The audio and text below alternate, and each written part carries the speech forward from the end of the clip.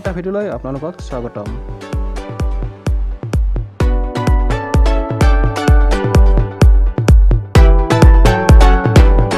গোলাপ ফুল, rose সকলোৰে প্ৰিয় ফুল। বিভিন্ন ধৰণৰ ৰ'জ গোলাপ পোৱা যায়। এই গোলাপ ফুলৰ পুলি কেনেদৰে প্ৰস্তুত কৰা হয়, কেনেদৰে বনোৱা হয় তাৰ বিষয়ে আজি আমি জানিম আহক।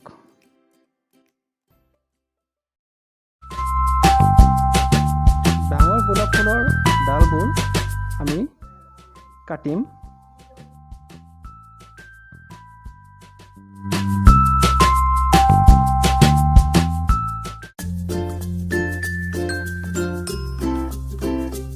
এনেদৰে আমি গোলাপৰ ডালবোৰ কাটি ল'লোঁ। টাব এটাত নতুবা আপোনালোকে বাল্টিত ল'ব পাৰে, নতুবা মাটিতো ল'ব পাৰে। এনেদৰে খাৰ থকা মাটি অকণমান পানীৰ লগত মিক্স কৰি ল'লোঁ।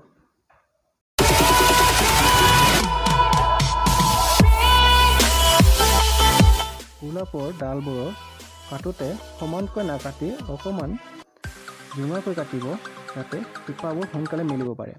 তাৰপিছত আমি টাবটোত শুকান মাটিৰে এনেদৰে ভালদৰে সোমোৱাই ল'লোঁ।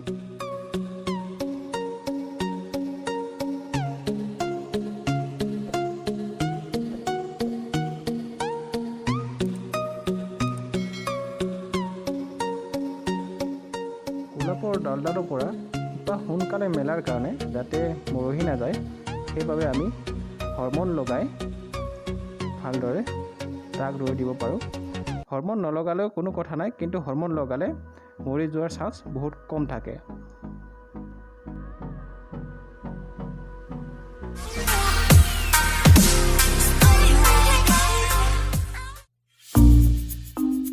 বন্ধু বান্ধৱীসকল, হৰমন আপোনালোকে সাৰৰ দোকানত পাব।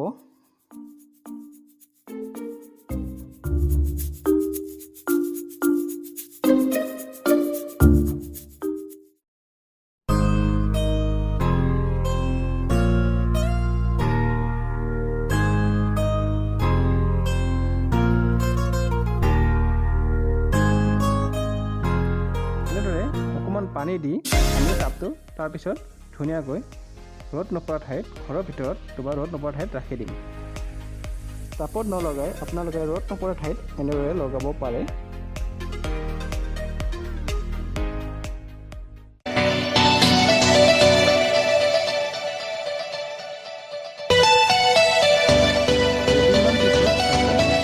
ডালবোৰৰ পৰা পাত মেলিছে আৰু ফুল ফুলিবলৈ লৈছে।